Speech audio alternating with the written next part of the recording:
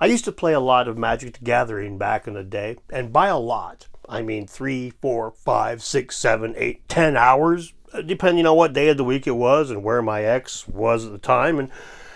And by back in the day, well, I mean the 90s, bro. And I live in Spokane, Washington, which is about 300 miles from the place Magic originated, which is Renton, and Spokane is also a test market town.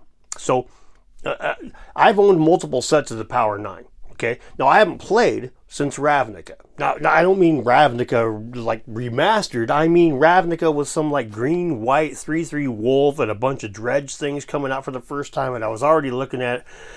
We just saw Mind's Desire and a bunch of these crazy freaking storm cards, and I was just like, dude, what are you guys doing to the game? And I was just, I just done the Versus System tournament. I was the first Versus System, a pro tour in a Gen Con. I won my way into that, by the way. Anyway, I'm a nerd, okay? And when it came to these things, I was a competitive nerd. I was never on the fences kind of nerd, just like hang out with my buddies and play.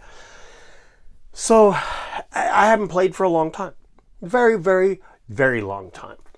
And then I come back into the game because my daughter comes to town once a month to play with her friends, and she's like, I really like to play Magic with you, Dad, and hey, would you mind like stomping on my friends' heads when you do this? Because like they kick my ass, and it would be great if you could kick their ass.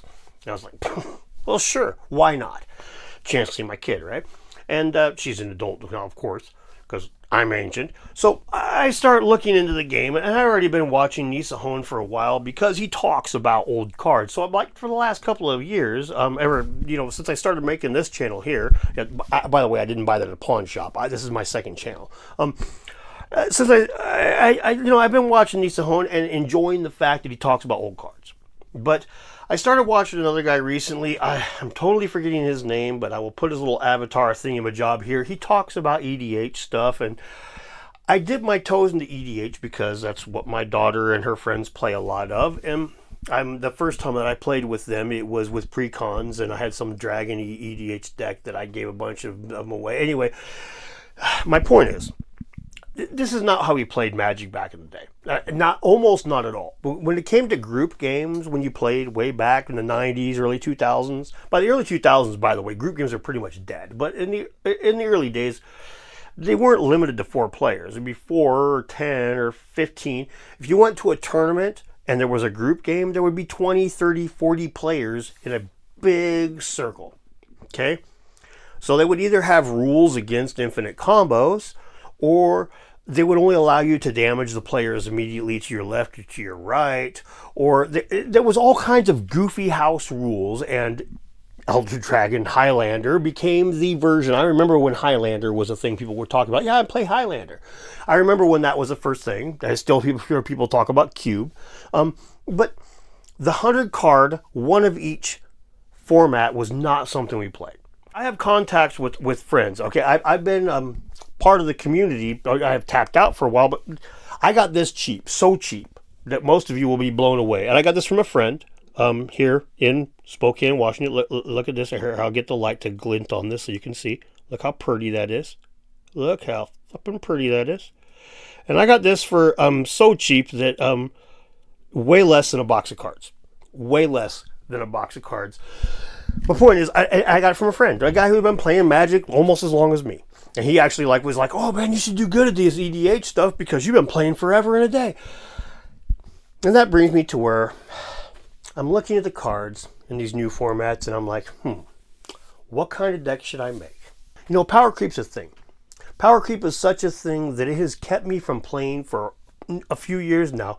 I would watch Nisa Hone talk about new cards, and I would just be like, dude, there's freaking the Ravadagan, that little 2/1 monkey that you can fucking pop him on the table for 2 mana, and he has haste and bounces back to your hand, and he treasure tokens and mills, and you can doesn't just mill, removes it from the game, and you can play for 1 mana. Okay, this is insane. Okay, to a guy like me, this just makes the game almost like not recognizable. I didn't get.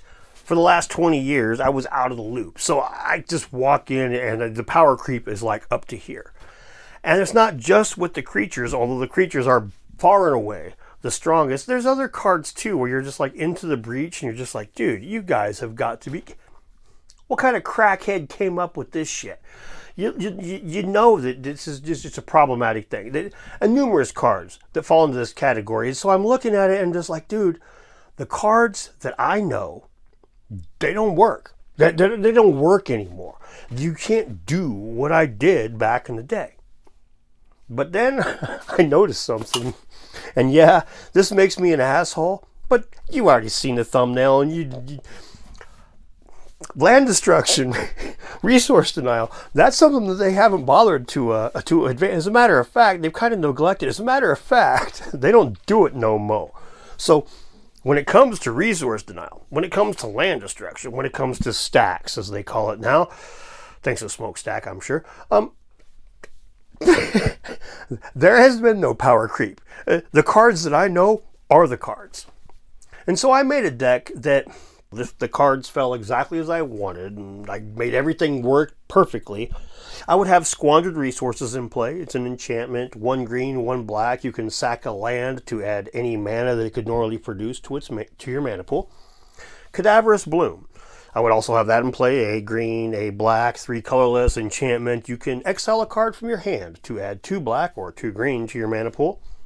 I would have a Academy Rector in play. It's a 1/2 for 1 white and 3 colorless, and when it dies, you can exile it and search your deck for an enchantment card and put it into play. And then I would cast Strokeups and, destroy all artifacts, creatures, and land for 2 red and 4. And as I destroyed all of those, I would use the Academy Rector to get Land Equilibrium into play, which Land EQ is a 2 blue, 2 colorless enchantment. Whenever a player plays a land, if it would give them more lands than I have in play, they have to sacrifice a land first. And the ruling is, if I have no lands and they play a land, they can't even tap it for mana, they just have to sack it.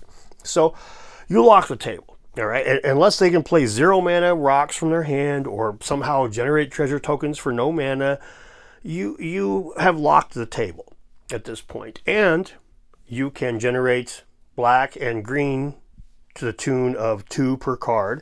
And with Land Equilibrium, with a Squandered Resources, you can play a land, tap it, and sacrifice it, or even play a tri-land that you can only sacrifice, and you can still get mana of any color, not just the green and the black you can get from the Cadaverous Bloom, and deny your opponent's mana. So now that's a little bit of a convoluted combo, right? But if you pull all those off, your opponent is completely locked out of the game. And of course, you use the free counter spells and shit to kind of sew that shit shut. You also get to use things like Path to Exile and Assassin's Trophy and a freaking Ghost Quarter. The things that reward your opponent for your broken ass card by giving them a land they get to put into play. Yeah, but they don't get to put that land into play. They just sacrifice a thing because you don't have a land. So a Path to Exile is pretty freaking sweet when you have a Land Equilibrium in play. But it gets even better the other side of the deck. Okay, I run the general stacks bullshit. The Static Orb, the Stasis, the Winter Orb, Tangle Wire.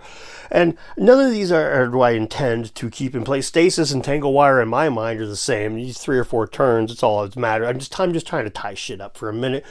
The point is to get to the win, to the point where I can get to a critical mass, because it's really about Cadaverous Bloom.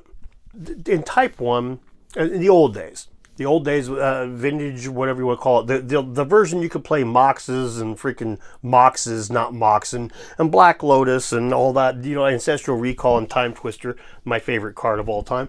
You get to play all of those. That format was called Type 1 back in the day. And when you played Type 1 back in the day, there was kind of this... Well, there was a reason that Underworld Dreams got banned when it first came out, all right? Because the decks drew shitloads of cards inherently. That was the format. You played Land, Mox, freaking Time Twister or whatever, Land, Mox, Lotus, Time Twister, and when you drew a new hand of cards, especially if you hit Fast Bond, this is why Fast Bond got banned. Because, dude, if you're running a deck with Time Twister and Wheel of Fortune and Winds of Change, you draw that fast bond and it's game over. You play that fast bond, you win time twister, you draw a new hand of 7 cards, land, blah, draw more cards, blah, draw more cards. And every time you draw cards and your opponent draws cards, they take a point of damage. Back in those days, dude, it was over quick. So this was a soft combo. You didn't draw 2 cards and win, but if you had Underworld Dreams on the table and you drew one of those card draw cards, there was a really good chance you won right there, because you would play this and play that and play this and play that. And to the guys that play Storm decks and EDH, this sounds very familiar. And to us old school guys, this was magic. This was the broken magic. This was the good magic. Garth One Eye, he generates Brain Geysers. My deck already runs Brain Geyser and Stroke of Genius, and then there's a couple of other ones that have come afterwards. I don't run the Zenith, the 3 blue, because it's a little bit too expensive, but I run a lot of them, Prosperity, and then Exsanguinate. What a great finisher, right? You can literally lock the table down. I literally locked the table down and was able to just draw shitloads of cards at the same time. Not just a few, like 16 cards and then 22 cards. The only problem was, here. Any of you know what Prosperous Bloom was? Often called the first combo deck in Magic the Gathering. I mean, it wasn't, but it was the first one that would be Type 2 legal. Prosperous Bloom used Prosperity and Cadaverous Bloom. And you use Summer Bloom and a few other ways to get mana, but here's the deal. If you generate a lot of mana, Cadaverous Bloom gives you 2 mana per card. Prosperity, Brain Geyser, freaking Stroke of Genius, and all these other new ones, they cost 1 mana per card. I'm not a mathematician, but that sounds to me like a pretty good net gain. This is a way to draw through your deck. And when Garth One Eye, you can flash his ass. You can pop him in and out of play and get a second Brain Geyser, a third Brain Geyser, a fourth Brain Geyser. All right, I mean, so anyway, now this deck, the be-all end-all of Magic, oh hell no. I'm not going to be the commander of commander with this thing.